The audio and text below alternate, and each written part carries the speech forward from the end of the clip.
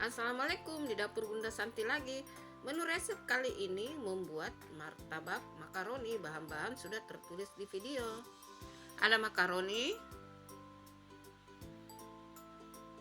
ada telur,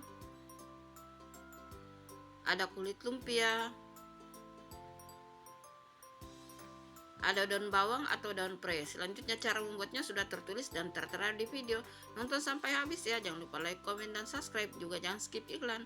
Semoga resepnya bermanfaat. Terima kasih.